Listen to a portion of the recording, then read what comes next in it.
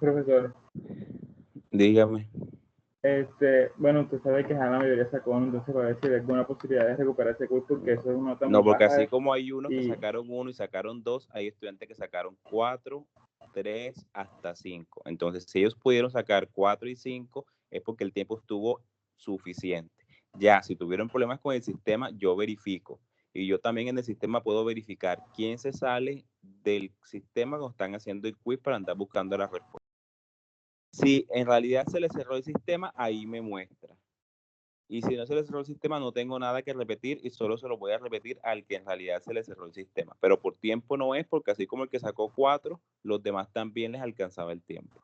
Entonces eso no es excusa. Doctor, pero sí va a revisar las preguntas del quiz, porque yo creo que tengo una buena y yo saqué 2 en el, o sea, que tengo otra buena y yo saqué 2 en el quiz. Sí, yo voy a verificar uno por uno lo de las respuestas y lo que te dije, sí, a ver a quién en realidad se le cerró el sistema y quién no. Bueno. Ok, muchas gracias, doctor. En cuanto al intestino delgado, igual que el esófago, vamos a hablar de lo que son las lesiones congénitas, las lesiones inflamatorias, las lesiones mecánicas y las lesiones tumorales. Siguiente.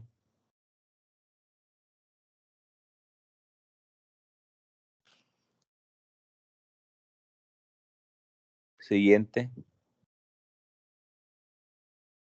Bueno, en las lesiones congénitas tenemos el divertículo de Meckel. El divertículo de Meckel es una falta de involución del ducto vitelino. Ustedes saben que los divertículos son como esos saquitos que son unas dilataciones a nivel de las paredes intestinales. Este por lo general lo vamos a encontrar a 85 centímetros de la válvula iliocecal, es su principal ubicación. Y dentro de ese saquito que les dije que es la dilatación, siempre va a contener algo que es el borde antimesentérico. Además de eso, puede contener heterotopía gástrica y pancreática. ¿Qué les dije la clase pasada que era la heterotopía gástrica o pancreática? cuando hay tejido pancreático en el estómago. O sea, no, heterotopía es que hay presencia de un tejido dentro O de sea, la otro tejido, pancreática, pues al cual no hace parte. Si les digo que hay heterotopía gástrica y pancreática, es porque aquí en esta porción del intestino delgado podemos encontrar resto de tejido gástrico y resto de tejido pancreático. Siguiente.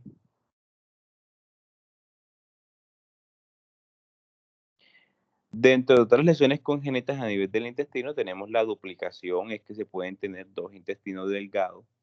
La malrotación, que es cuando el intestino gira como dentro de su propio eje y va a estar más rotado, como su nombre lo indica, es como si se enrollara entre sí, es girar dentro de su propio eje y se va a envolver con los demás asas intestinales.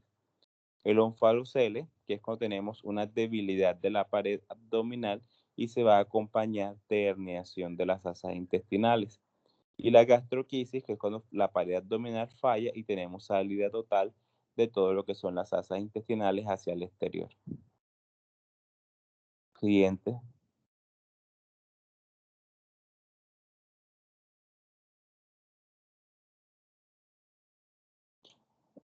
En cuanto a las lesiones mecánicas, podemos tener las hernias, las cuales es muy frecuente y se producen por una debilidad de la pared abdominal. Al producirse la debilidad de la pared abdominal, eso ocasiona que las asas intestinales ingresen dentro de esa porción de la pared que está debilitada y eso es lo que denominamos una hernia, a la debilidad de una zona del cuerpo y dentro de esa debilidad vamos a encontrar un tejido que por lo general este es intestino. Las adherencias, que son como una serie de cicatrices que se producen entre una asa intestinal y la otra asa intestinal, por lo general secundaria a cirugías, y al producirse esa cicatrización entre ellos dos, lo que ocasiona es que esas dos asas intestinales se unan, queden allí como pegadas. El vólvulo, que es un tipo de malrotación en el cual el intestino gira sobre su propio eje. Entonces miren que al girar sobre su propio eje puede ocasionar un fallo en la irrigación del intestino y puede llegar hasta la necrosis.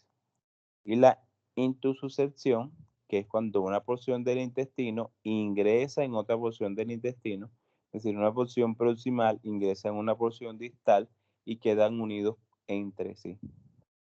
Siguiente.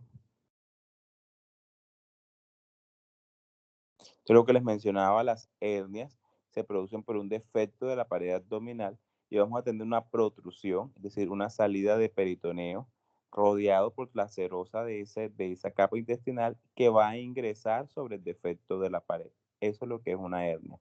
Hay diferentes tipos de hernias dependiendo del lugar donde se vayan a producir. En este caso estamos hablando de las más comunes, que son las hernias abdominales e inguinales. Este tipo de hernias siempre tienen asas intestinales en su saco herniario.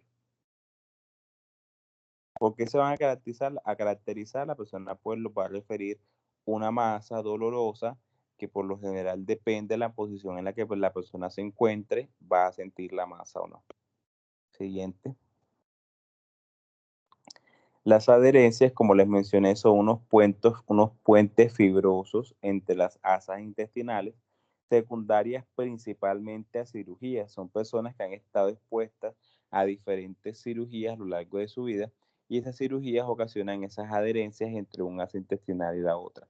¿Cómo se va a presentar? Por lo general son personas que presentan obstrucciones intestinales, porque como se producen esas cicatrizaciones entre un asa intestinal y la otra, a largo plazo, eso ocasiona que el asa intestinal se cierre por la cicatriz y la persona presente una obstrucción intestinal. Siguiente. Los vólvulos, como les mencioné, es un completo enrollamiento del asa intestinal sobre su propio eje. Al girar sobre su propio eje, va a cerrar el flujo sanguíneo, ocasionando un compromiso de riego sanguíneo, produciendo una isquemia. Por ende, esa zona del intestino va a morir por necrosis. ¿Cuál puede ser la causa? Aunque no es confirmado totalmente, que la persona tenga una capa de mesodermo abundante y eso es redundante y eso ocasiona que el intestino gire sobre su propio eje. Siguiente. La intususcepción, como les mencioné, es cuando un segmento del intestino, por una onda peristáltica, se mete en el segmento distal. Es decir, en la parte de arriba del intestino, baja y se introduce sobre el segmento distal. Una de las principales causas de intususcepción es la infección por rotavirus, al igual que los tumores. Esto es frecuente sobre todo en niños. Una intususcepción en adultos, eso es extremadamente raro. Siguiente. Lesiones inflamatorias. Entonces tenemos la diarrea, la cual es una patología muy frecuente. Definimos diarrea como el incremento en el volumen, en la frecuencia y en la fluidez de las heces intestinales. Lo definimos como la eliminación mayor de 200 gramos al día. Pero esto cuantificarlo, pues nadie se pone en esa tarea. Básicamente con que la persona nos refiera que tiene un incremento en el volumen, en la frecuencia y en la fluidez de las heces, ya podemos definir la parte de la diarrea. No es lo mismo hiperdefecación a diarrea. Hiperdefecación es la persona que defeca varias veces al día, pero con una consistencia dura, diferente a la diarrea, la cual hay una fluidez de las heces. Entonces son conceptos totalmente diferentes. Siguiente. Hay diferentes tipos de diarreas. Podemos encontrar las secretoras, en las cuales las heces son isotónicas y persisten aún con la alimentación. La osmótica, en la cual hay un aumento de la osmolaridad, es decir, es esa que es totalmente líquida. La exudativa, la cual puede ser purulenta con presencia de pus o hemorrágica. Cada una es diferente dependiendo las causas. Siguiente.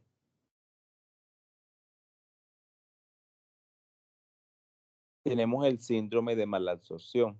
En el síndrome de malabsorción tenemos una alteración en lo que es la absorción de las grasas, una deficiencia en la absorción de vitaminas, carbohidratos, proteínas y agua. O sea, la persona lo que come no absorbe los nutrientes, sino que todo lo elimina así como lo come. Entonces es una persona que va a tener una diarrea crónica y va a tener algo que se llama esteatorrea, que es la presencia de heces con grasa, porque toda la grasa que comemos se elimina automáticamente por las heces sin ser absorbida. Por lo general, esto se debe a enfermedades congénitas o enfermedades crónicas a nivel del intestino, que impide que las vellosidades del intestino absorban los diferentes tipos de nutrientes, sino que al fallar las vellosidades vamos a eliminar todo. Siguiente.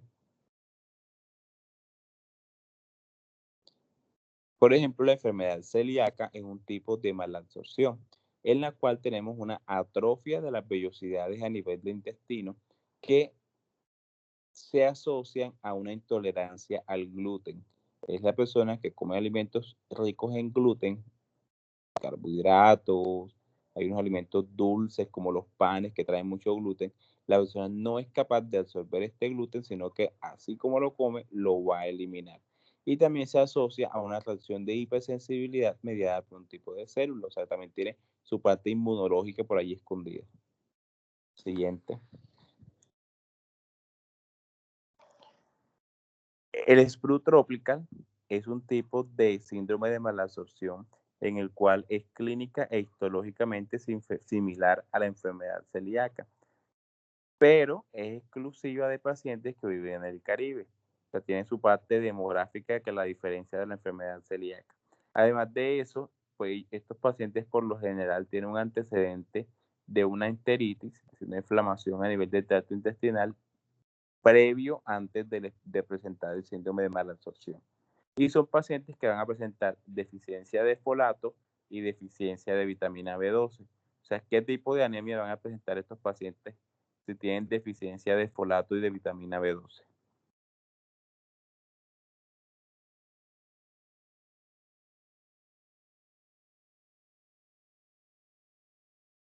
¿Quién me dice?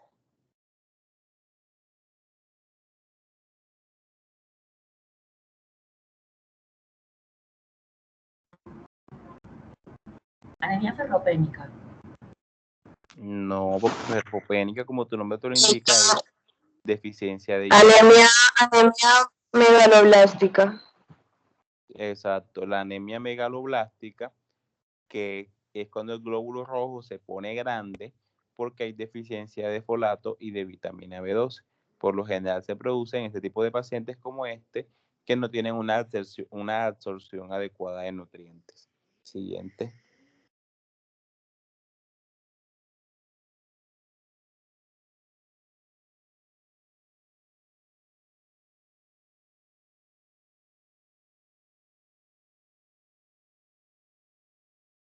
Siguiente.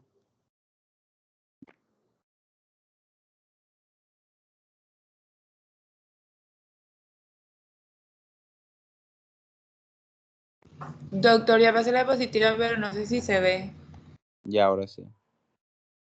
Tenemos las enterocolitis, que es la inflamación de ese tracto intestinal. Puede ser infeccioso, hay diferentes tipos de microorganismos que lo pueden ocasionar, como hay enfermedades inflamatorias que también son causas de enterocolitis. Por ejemplo, en cuanto a las causas infecciosas, tenemos la shigella, que causa un tipo de úlcera irregular a nivel del intestino. Las amebas, los parásitos van a ocasionar unas úlceras, las cuales son longitudinales, pero son bien definidas, o sea, no son irregulares como las úlceras que produce la shigella. La colitis ulcerativa produce una úlcera, pero la cual es de fondo sucio. La tuberculosis también produce enterocolitis, pero va a producir una úlcera que es transversal. La salmonela produce, al igual que la shigella, una úlcera irregular.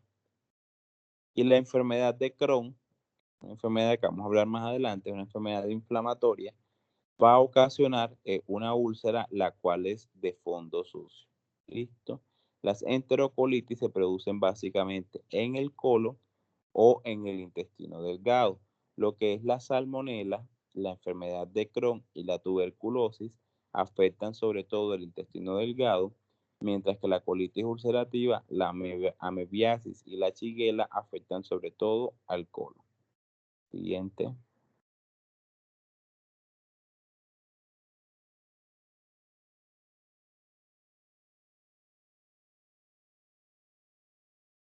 Interior. Pasa al anterior, a ver si fue que creo que te pasaste una, sí, anterior. Anterior. Siguiente. La enfermedad de Whipple se produce por un microorganismo que lleva su mismo nombre, que es el Whipple. Es un tipo de bacteria gram positiva que va a ocasionar una proliferación de macrófagos que ocasiona como un ataque a todo lo que es el epitelio del intestino. O sea, es una enfermedad autoinmune, por decirlo así, donde en los mismos cuerpos va a atacar la mucosa intestinal, ocasionando un proceso inflamatorio que va a conllevar a un síndrome de mala absorción. Siguiente. Siguiente. Siguiente. Bueno, hay una patología muy importante y muy común que es la enfermedad inflamatoria intestinal. Yo les voy a hablar lo más importante de ella. Necesito a 2 voluntarios que quieran preparar una exposición para mañana sobre la enfermedad inflamatoria intestinal.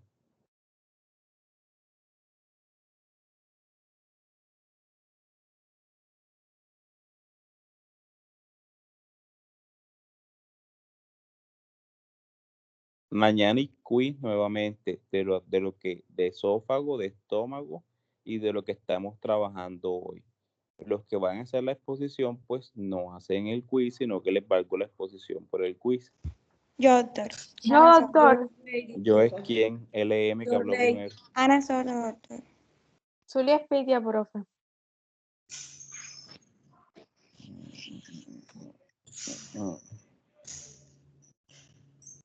Vamos a ver. Manuela Delgado, Señor, ¿la quieres hacer? pues, Es voluntario, sí, sí, sí, no, no. no, yo digo que alguien más la haga. Bueno, Bueno, yo, doctor.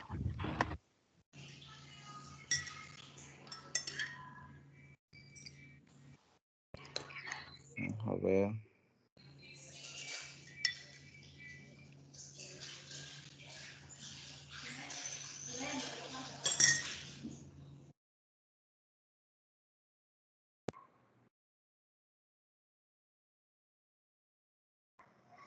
María José Acosta Urquijo,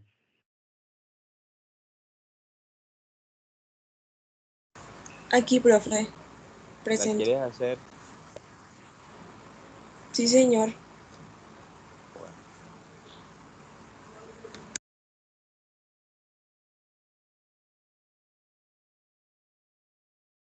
Juliana Cumplido,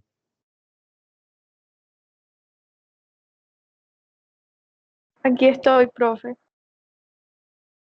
¿quieres hacerla con tu compañera? Sí. Bueno, entonces se colocan de acuerdo y una habla de enfermedad de Crohn y la otra habla de colitis ulcerativa. Ok. Listo, bueno. Entonces, los demás saben que tenemos quiz mañana de esófago, estómago y lo que estamos trabajando hoy, que es intestino. Entonces, la enfermedad inflamatoria intestinal es una enfermedad en la cual tenemos una inactivación del sistema inmune que va a ocasionar una destrucción de la mucosa intestinal, tanto del intestino delgado como del intestino grueso. Es una patología muy común que altera demasiado la vida de los pacientes porque son pacientes que algunos terminan con resección casi que total de la parte intestinal. Siguiente.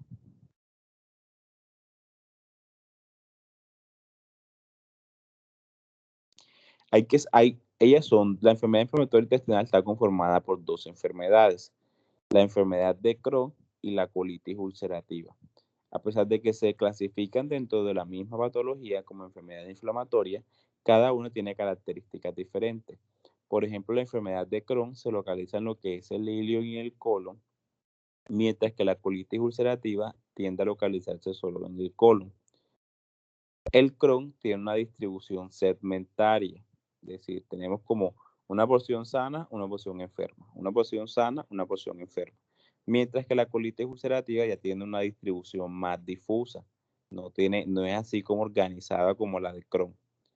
La de Crohn produce estenosis, la parte enferma no cierra la luz intestinal, la parte sana está abierta, la parte enferma está cerrada, la sana abierta y así. Por eso decimos que tiene estenosis. Hay porciones que van a estar cerradas, mientras que la colitis ulcerativa no produce esas estenosis.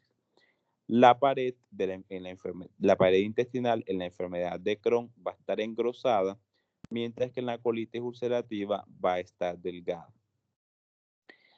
La inflamación en la enfermedad de Crohn afecta todas las paredes intestinales, mientras que en la colitis ulcerativa solamente afecta la mucosa.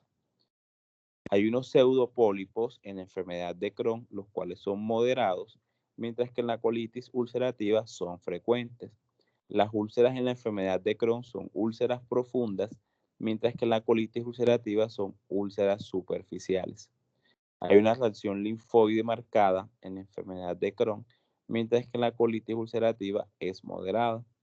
Y la fibrosis en la enfermedad de Crohn es marcada, mientras que en la colitis ulcerativa es ligera. Esas diferencias se las deben saber.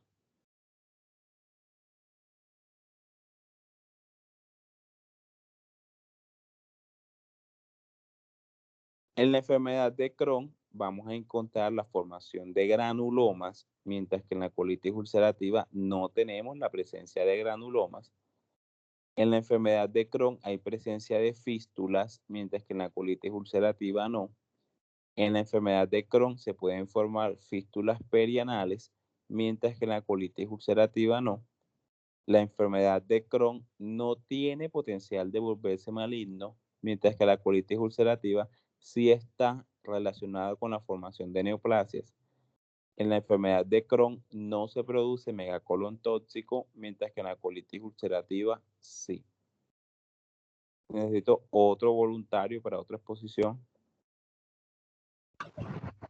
Yo, doctor Beltrán. Listo, entonces vas a hablar de megacolon tóxico.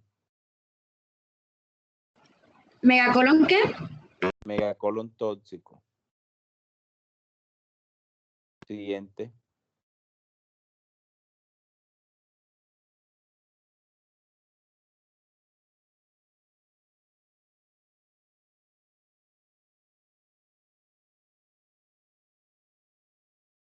Siguiente.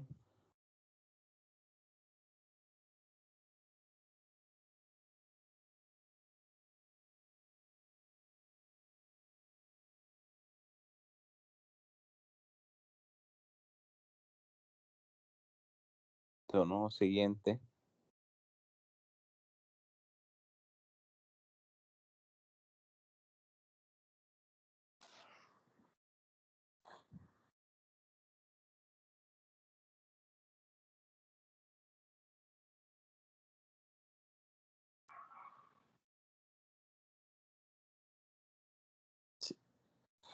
Bueno, a nivel intestinal, del intestino también se puede, en cuanto a las patologías malignas, podemos encontrar el adenocarcinoma.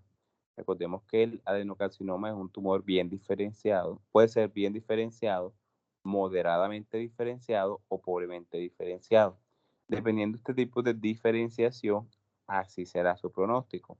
Porque si no es lo mismo un tumor bien diferenciado, que el pronóstico es mejor a uno pobremente diferenciado en el cual es la malignidad es muy alta y por ende la calidad de vida del paciente se altera mucho y el pronóstico de vida se acorta. Siguiente.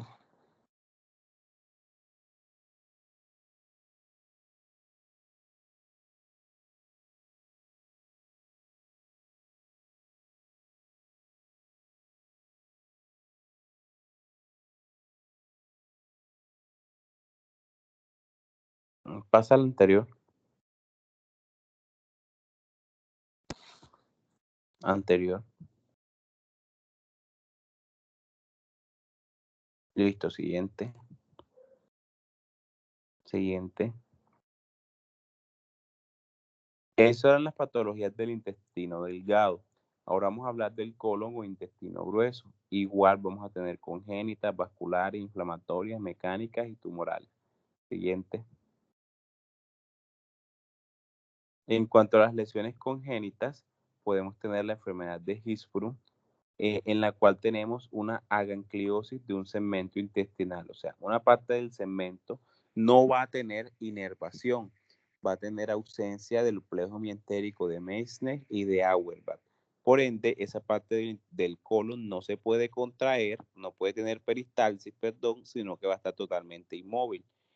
Se produce por un defecto de la migración de las células neuronales desde la cresta neural, o sea, es un defecto congénito en el cual el recto y el sigmoide van a tener una dilatación proximal de las asas intestinales. O sea, el intestino que va a ocasionar se va a ir aumentando de tamaño, porque como no puede tener una peristalsis, los gases y todo lo demás se va acumulando de manera crónica ahí, y cuando nos queremos dar cuenta tenemos un megacolon, o sea, el colon va a estar distendido y aumentado de tamaño. Siguiente. Miren, observen allí, miren el tamaño y la distensión de ese colon, porque como no hay complejos mientéricos, no puede tener peristalsis y se empieza a distender. Siguiente. En el colon podemos tener enfermedad isquémica. Recuerden que el colon tiene un doble sistema circulatorio, la mesentérica superior y la mesentérica inferior. Cuando hay obstrucción o isquemia de cualquiera de estas arterias, hay un compromiso de la mucosa o de todo. Puede haber compromiso solo de la mucosa o de todas las paredes intestinales. Y lo que tenemos es una necrosis isquémica. Los lugares más frecuentes donde se puede producir esta necrosis isquémica es en el ángulo hepático, en la flexura esplénica y en el sigmoides. Siguiente. Siguiente. Como les dije, puede afectar solo la mucosa o puede llegar a afectar todas las capas intestinales. Diagnosticarla es muy difícil porque se va a presentar en la persona como un dolor abdominal difuso. Y recuerden que estas isquemias se desarrollan muy rápido, que si no las diagnosticamos a tiempo con un método de estudio por imagen, la persona va a tener necrosis total del intestino y eso la puede conllevar a la muerte. Siguiente. Siguiente. En cuanto a las patologías inflamatorias del colon, tenemos la enterocolitis necrotizante, en el cual, además de inflamación de las capas del colon, vamos a tener una necrosis. Vamos a tener una necrosis transmural de los grandes segmentos del intestino. Es sobre todo una patología de neonatos, de esos recién nacidos. Es muy frecuente en ellos por malformaciones congénitas asociadas a esta. Siguiente.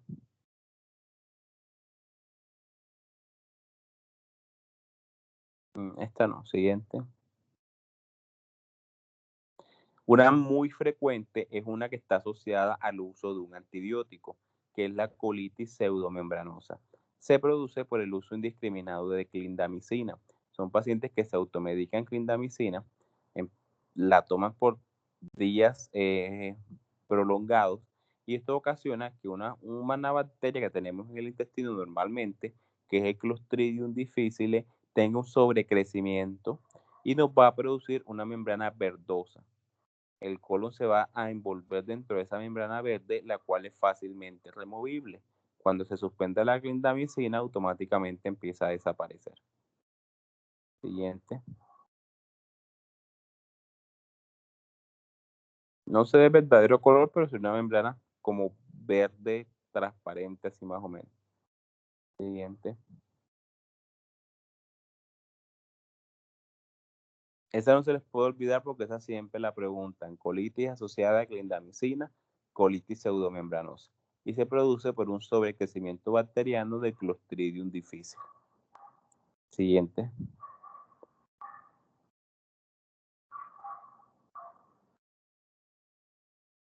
¿Cómo se puede complicar una colitis de esta? Con una diverticulitis, que es la inflamación del divertículo como tal. Espera, pasa al anterior. Ahora sí. ¿Qué es un divertículo? Ya sabemos que es la dilatación en una dilatación cualquiera de las paredes del intestino. Pero acá a nivel del colon es una dilatación a nivel del sigmoide, de lo que es la mucosa y la submucosa. Vamos a tener una discontinuidad de la pared muscular y se produce sobre todo en hombres mayores de 60 años y el principal lugar donde se va a ubicar es en el sigmoide. Siguiente. Un divertículo se puede complicar con una diverticulitis, que es la inflamación de ese divertículo, o con una diverticulosis, que es el sangrado del divertículo. E incluso ese divertículo se puede perforar. Siguiente. En cuanto a las lesiones tumorales a nivel del colon, siguiente.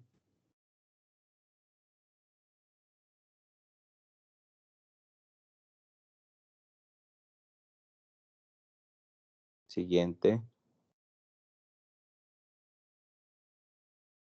Tenemos los pólipos. Los pólipos pueden ser inflamatorios, pueden ser de tipo amartomatoso.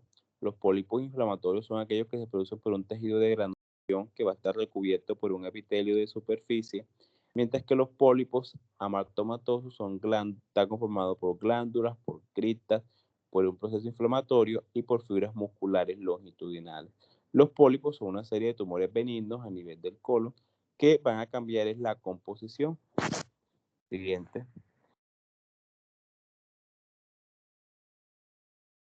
Los pólipos juveniles por lo general están conformados de cristas hiperplásicas y de heptáceas, mientras que los pólipos hiperplásicos están conformados por epitelio de superficie y por cristas proliferadas. Estos son clasificaciones sobre todo histológicas, no son clínicas. ¿Listo? Siguiente.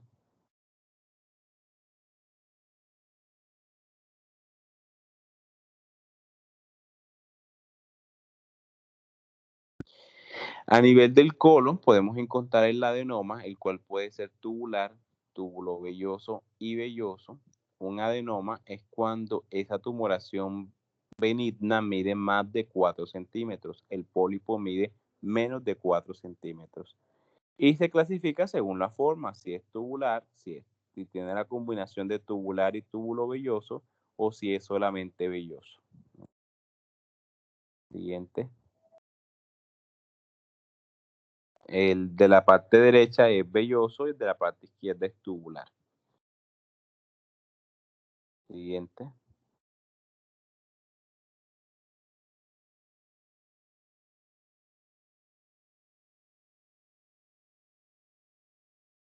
Siguiente.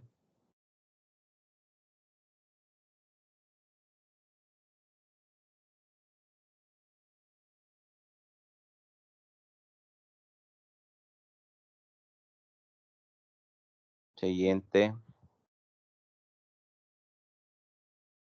La patología maligna más frecuente a nivel del colon, pues es el carcinoma. Igual que en otra parte del tubo digestivo, es una patología maligna que puede afectar todas las capas del intestino, que puede llegar, que hablamos que es infiltrativo cuando sobrepasa la membrana basal y tiene un alto grado de malignidad. La verdad es que el pronóstico de vida de estos pacientes con carcinoma de colon es muy bajo. Hay pacientes con una polipomatosis, es decir, pacientes con pólipos de hace años, y esos pólipos tienen un alto grado de malignidad al pasar el tiempo. Un pólipo, sobre todo si es un pólipo hereditario, dice que viene el antecedente familiar, puede llegar a convertirse en un carcinoma. Siguiente.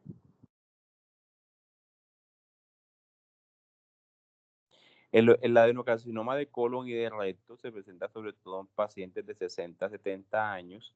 Fueron pacientes que cuando jóvenes tenían unos pólipos múltiples, como les mencioné. Si el adenocarcinoma de colon y recto se produce en el colon izquierdo, produce sobre todo obstrucción. Si se produce en el colon derecho, produce sobre todo sangrado. Siguiente. Factores de riesgo para este carcinoma de colon: baja ingesta de fibra, aumento de la ingesta de carbohidratos, consumo alto de carnes rojas y baja ingesta de micronutrientes. Siguiente. La principal localización es a nivel del sigmoide, del ciego y del colon transverso. Siguiente. Ustedes saben que la clasificación TNM es para clasificar la parte del intestino donde esté localizado, sea mucosa, submucosa, siendo el T3 el de mayor malignidad, que hay compromiso de todas las capas intestinales. Siguiente. Se puede diseminar, es decir, producir metástasis por vía linfática, por vía hematógena o por contigüidad. Por contigüidad, por lo general, le produce metástasis al peritoneo, que son pacientes que tienen cáncer de colon y tienen cáncer a nivel del peritoneo. Esto es de mal pronóstico. Siguiente. En cuanto al apéndice cecal, siguiente. La principal patología que vamos a encontrar es la apendicitis. La apendicitis se caracteriza por un dolor en la fosa ilíaca derecha. Puede llegar a presentar fiebre, no siempre tienen fiebre. Y a nivel del hemograma vamos a encontrar los leucocitos, que son las células de la inflamación, ya ustedes solo saben, aumentadas, que es lo que denominamos leucocitosis. La principal causa es la presencia de un fecalito. Como él conecta directamente con el colon, un fecalito se puede ingresar ahí al colon y como la luz del apéndice es tan pequeña, puede obstruirla y puede conllevar al proceso inflamatorio de esta. La otra causa es un aumento de las secreciones y exudados y esto aumenta la presión intraluminal del apéndice. Se ha demostrado que el apéndice tiene una función linfoide, por eso hablamos de secreciones. Él produce una secreción linfoide que ayuda a las defensas del cuerpo, sobre todo a protegernos de microorganismos a nivel intestinal. Esta función es casi que nula, o sea, no es que una persona si se le retira el apéndice va a crear inmunodeficiencia. Esta función que él tiene es casi que nula, es muy, muy pequeña. Siguiente.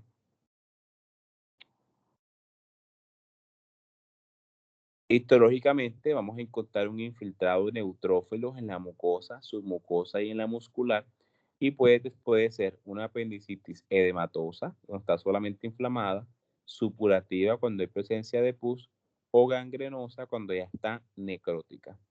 Siguiente.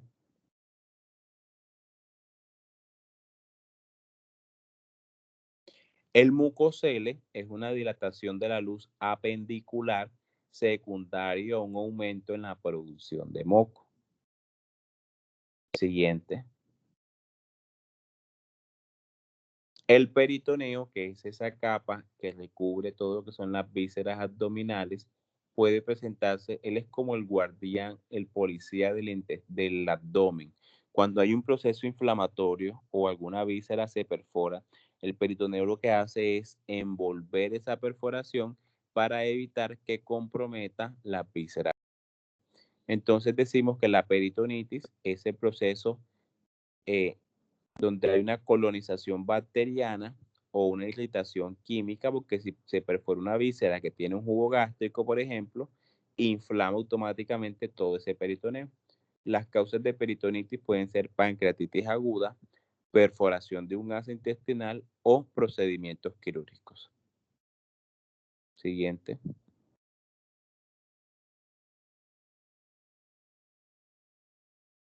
Siguiente. La carcinomatosis peritoneal es lo que les mencionaba ahorita, cuando un órgano abdominal hace metástasis al peritoneo. Es decir, hay un compromiso metastásico del peritoneo secundario a una neoplasia que esté en otro órgano a nivel abdominal. Es de mal pronóstico la carcinomatosis peritoneal. Siguiente. Preguntas, dudas, inquietudes. Con esto terminaríamos la patología gastrointestinal y mañana comenzaríamos la patología pulmonar.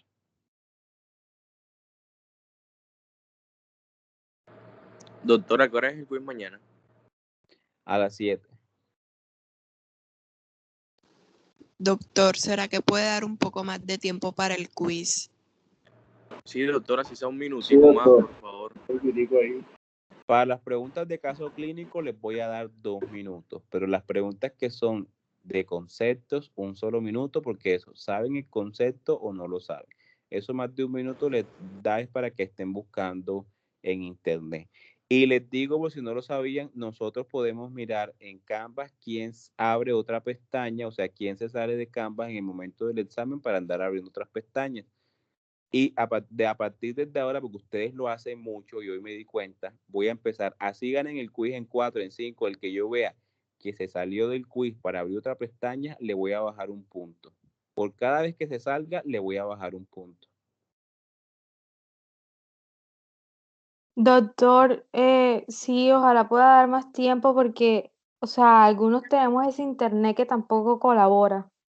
Y eso también es difícil, o sea, porque no carga al mismo tiempo y uno está como que esperando y consume mucho tiempo. En mi caso. Bueno, dale, para las preguntas que son de caso clínico, les voy a dar 1 minuto más. Preguntas, dudas sobre la clase. Listo, doctor, gracias.